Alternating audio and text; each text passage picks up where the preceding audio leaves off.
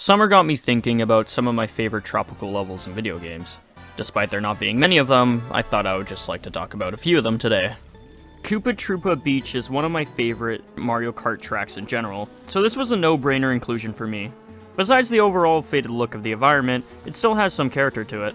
It's one of the easiest courses, granted it's the third track from the first cup, but it does have some complexity to it. Emerald Coast from Sonic Adventure 1 is a pretty solid level, and one of the most memorable stages from Adventure in my opinion. But you know what's more memorable to me? I've got to hurry and save Elise!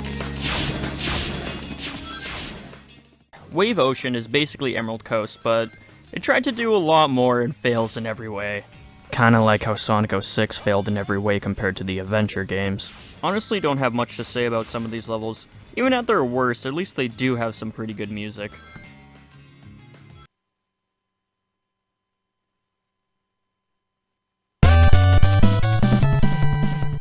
Teenage Mutant Ninja Turtles: The Manhattan Project is the first video game I ever played, and just so happens the first level is a beach level.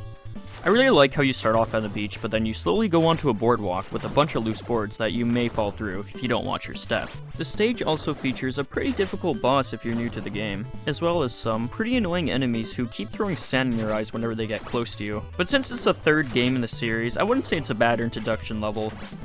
And also, considering it's an NES game, its difficulty is nothing compared to other games on the system.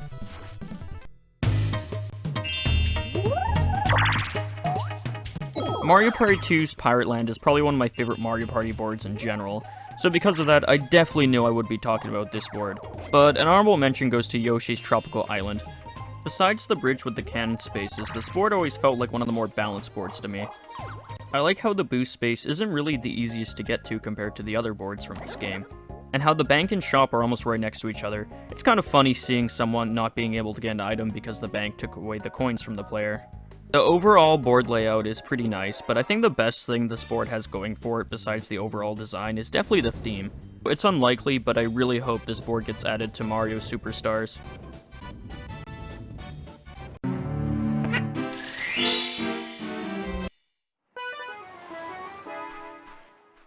I don't know how many people remember playing this level from Mario 64 DS, but the painting in the minigame room has a really nice beach level in it.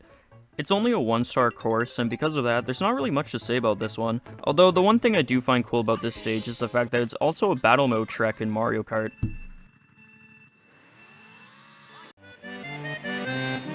Treasure Trove Cove is probably my favorite out of all the levels I've mentioned. It's relaxing just to fly around this place, and the higher you get, the more the music fades out. It gets to the point where all you hear is the seagulls and the wind blowing. This level also has a great diversity to it when it comes to collecting the jiggies this time around. Getting gold from the ship, smashing the X's on the ground, flying to the lighthouse, and my favorite being the Snippers boss fight. Part of what makes this level great is the same thing that can make or break any level for me, and that is the music. Well, apart from the actual level design, of course. But this is one of the few levels where I wish the beta music was used. But at the same time, I do love the main theme that Grant Kirkhope went with. Of course, both are really good tracks, but I just wish the beta was implemented somehow. If you haven't heard them before, here's a sample of the final song used and then the beta song.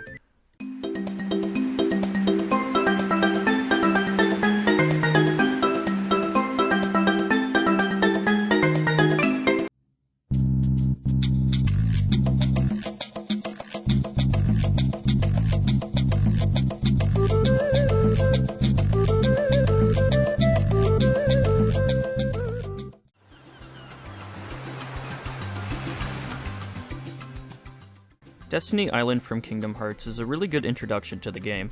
Yeah, most of it is basically a fetch quest, but you do get to battle the Final Fantasy kids in Riku, which is more fun than you'd think it would be. Well, besides the race against Riku, that is complete garbage. But there isn't too much to Destiny Island outside of storytelling aspects, and because of that, that's all I'm going to say here.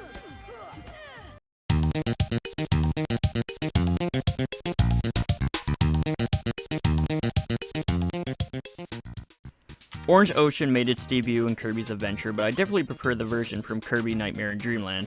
Orange Ocean not only brings Kirby to the beach, but also the surrounding areas. He's on a pirate ship at one point, and then the next a tropic island.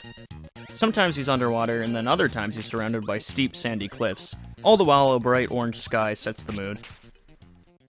Working on this video has made me realize that quite a few games start with a beach level, including Crash Bandicoot. Insanity Beach is most likely my least favorite level here, but it's the one that started Crash Bandicoot, and for that alone it deserves to be mentioned. I'd say my biggest problem with this stage is only the start feels like a beach level, the rest is more like a jungle theme. Sunshine Seaside is one of the few levels in Mario 3D World that stood out to me. Maybe it's just because it's a beach level, maybe it's because of the music, or how bright and shiny the water looks. The Plessie section is one of my favorite parts of the level. The dark but colorful background mixes really well with the water. Delfino Plaza is a really cool hub world that just breathes character.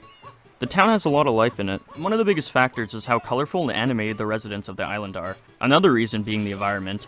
The cobblestone roads look really nice and blend with the palm trees and grass pretty well together, and truly makes this one of the best Mario hub worlds. Gelato Beach is the first proper beach level in Mario Sunshine.